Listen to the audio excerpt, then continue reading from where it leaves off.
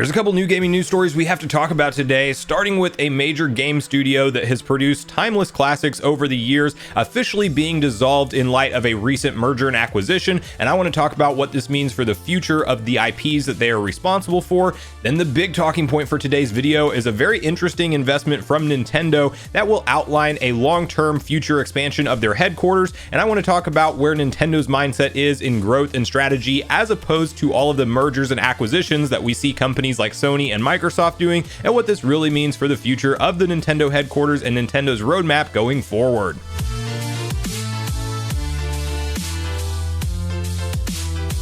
What's up, Nation? If it's your first time on the channel, make sure you join Sunbro Nation by subscribing below. Hit the like button on this video if you enjoy it today, and make sure you turn on your bell notification icon so you're kept up to date with all the newest gaming news. Now, as I mentioned, guys, we got a couple different stories to cover today, and the first one is kind of a mixed feelings one for me because I don't think it's all doom and gloom, but it's also the end of an era for Vicarious Visions, which, if you are not familiar with the franchises they have worked on, most notably most all of the Tony Hawk series over the course of time, a ton of Guitar Hero games, in addition to the Crash Bandicoot series over the course of time. So a major game developer and some true nostalgia IPs is actually being fully dissolved as part of the recent Activision Blizzard merger. And to get on the same page with all the details on exactly what this means for the future roadmap of potential IPs returning or not, let's quickly hop over to VGC, where they have an exact article typed up with the official statement of what has happened here and what it means for the team going forward. Tony Hawk Studio Vicarious Visions is no more as it completes merger with Blizzard. The studio is now called Blizzard Albany.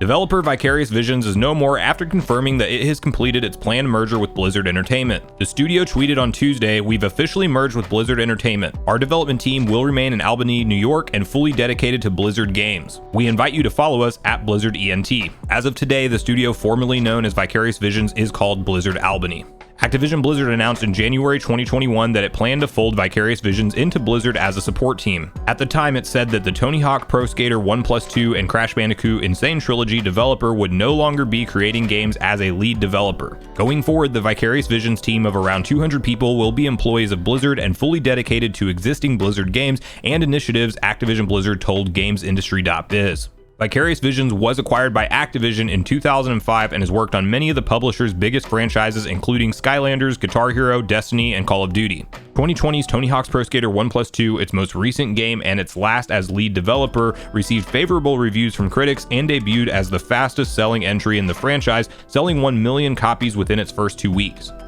So obviously the end of an era for Vicarious Visions has officially come, and it's one of those things that we did know that Activision Blizzard was planning on fully dissolving them. Now it is just official news, and it's unfortunate because they have been responsible for so many timeless classics that I grew up playing. I was incredibly immersed in all of the Tony Hawk releases as a kid. I don't even want to say how many hours or think about how many hours I possibly put into those games because I honestly have no clue, but I was one of those kids that played them to completion 100% every time, and then could just pick up a controller and free skate around the world just for fun and try to get those crazy high point chain combos, especially when they added the revert mechanic into those games, and you could have the most ridiculously long chain combos that truly span all over an entire level. Then you get into the Tony Hawk Underground era of games and you could get off your skateboard and still keep your combo for a certain amount of time. Like, I have great memories of those games. And then Guitar Hero was the other big franchise for me, as both Guitar Hero and Rock Band, I played them both religiously. One of those kids that just got obsessed and ultimately ended up on Expert trying to get the Through the Fire and Flames 5-star, which finally happened for me after I don't know how many hours of grinding.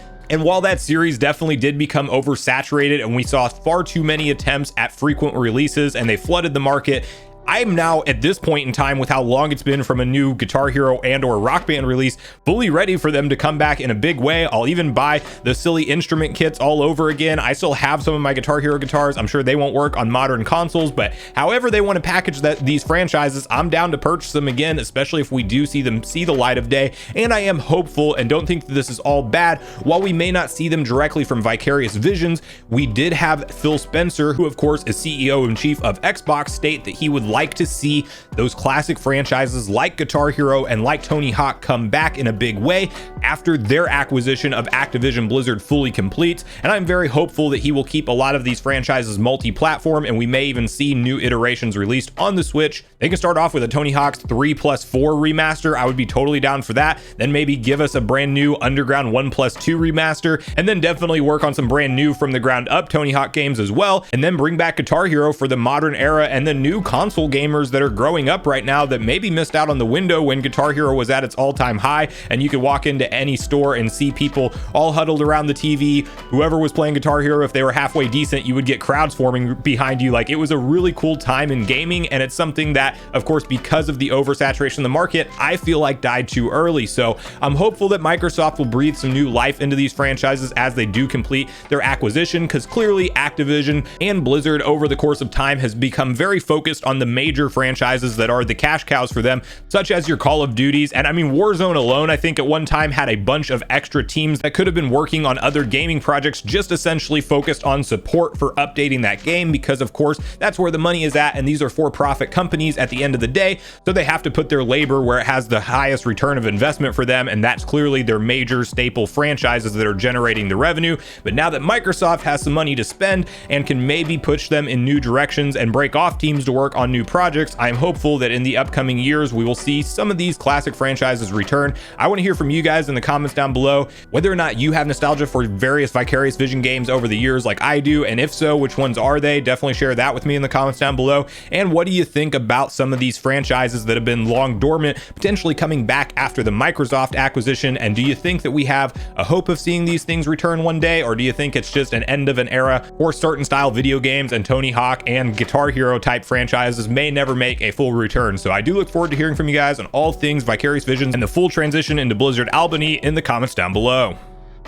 Now, the other story we're talking about today has to do with an interesting investment from Nintendo in the modern era of 2022 that we now live in, when you see major gaming mergers and acquisitions announced left and right from companies like Sony and Microsoft. Of course, Sony notably buying out Bungie, and then we've of course had the biggest acquisition ever in gaming history recently, with Microsoft intending to purchase Activision Blizzard in over like a $70 billion deal, which of course that's a little bit of a different scenario. That was a big move that I don't think anybody was anticipating. But I think this move from Nintendo, while some may say it's not a big deal on the surface at all, and really it is just them expanding their current HQ into a larger footprint, but I would say that it shows a lot about where Nintendo's mindset is, with as opposed to them wanting to go out and purchase companies left and right and hope that they have the Nintendo mindset and core values that we talk about a lot in terms of Nintendo always being Nintendo, and why are they always making decisions that are so different from the other companies out here. And you have direct quotes and comments from President Shintaro Furukawa that he doesn't want the DNA of the company to change, and that any company that is outside of Nintendo that doesn't operate exactly how they do is really a turnoff to them. And so we are seeing a strategic move with them expanding their existing headquarters and putting their cash into internal growth as opposed to purchasing outside game development studios. And to get on the same page with exactly what has been talked about here and what this means for the future roadmap of Nintendo, I want to quickly hop back to VGC, where they have a nice detailed article typed up with all the details. So let's get on the same page by quickly reading through this article together. Nintendo buys the land next to its Japan HQ to build a new development center by 2027. The new 12-floor building will expand its internal development capabilities. Nintendo has successfully purchased the land next to its main headquarters in Japan and plans to build a new development center there. In a statement posted on its corporate Japanese website, the company announced that it will be acquiring and utilizing the land, which had previously been owned by Kyoto and had been used as a foundation support factory and a material and disaster prevention center. According to Nintendo, the roughly 10,000 meters square site, which is purchasing for 5 billion yen or $39.8 million US, will be the home of its new building, tentatively named Corporation Headquarters Development Center Building Number 2. This will be a 12-floor building due to be completed by the end of 2027, which Nintendo believes will carry an important role on reinforcing its R&D. Nintendo said in a management briefing in November that the Switch's unexpected level of success has enabled the company to invest in new business opportunities, including the expansion of its game development capability. During the briefing, Nintendo President Shintaro Furukawa said it would spend up to $100 billion yen, 800 million, expanding its internal game development capability, and up to 50 billion yen or 400 million growing its non-game entertainment software assets such as movies. So clearly, I think it's safe to assume that Nintendo did not expect the Switch to be the smash hit that it was, as previous generations were nowhere near that successful, other than the Wii, of course, which did sell that iconic 100 million plus units, but it also had a very casual audience attached to it, and they're not necessarily the software buyers out there. Like, yes, they bought the console and they'll buy some of the casual games that come along with it, but in terms of getting every new Nintendo big release, that did not happen in the way that we see it happen with the Switch, where there is a hardcore, dedicated, reoccurring user base that continues to play the Nintendo Switch console and picks up all of the new first-party Nintendo software and even third-party titles as they release. And so the type of revenue that Nintendo is generating between the console sales alone, them doing a subscription model service, whether you're a fan of it or not, Nintendo Switch Online, both the base plan and the expansion pack, is absolutely bringing in bundles of revenue that they can expect and predict month in and month out. So that is definitely a big plus that they did not have going for them before. And this is probably just one of many expansion efforts that they have planned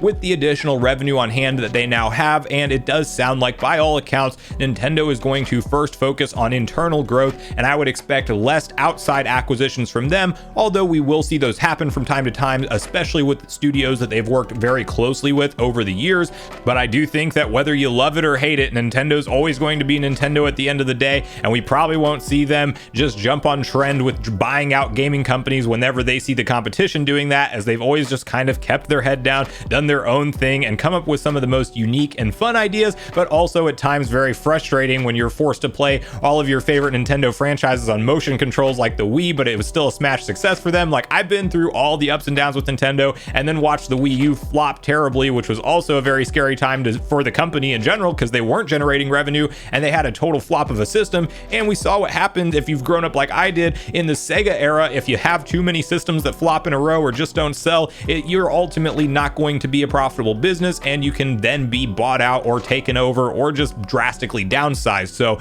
I think the future is bright for Nintendo at this point in time. It'll be very interesting to watch the situation unfold, see if they have more powerful hardware planned around the corner, see how far into the Switch's life cycle we actually are. So all of that is obviously up for debate and speculation. I want to hear from you guys at this point in the video, how you feel about Nintendo positioning their funds into more the internal aspect of just natural growth in their company, as opposed to purchasing outside studios. And do you think we'll see them in the future drop any big surprise mergers and acquisitions? If you do, what are the studios that you think they may take over? And then bonus question, share with me where you personally feel like we are at in the Switch's current life cycle, and whether or not you think we have a few years or more left of the current Switch, or if you think we're getting another revision in the meantime. And when do you think we finally see that clean break of brand new technology and brand new hardware? And what do you think that looks like, as clearly a large portion of this new HQ will be dedicated to research and development? So regardless of your thoughts and opinions on both the stories we talked about today, I do look forward to hearing from you guys in the comments down below before you leave the video,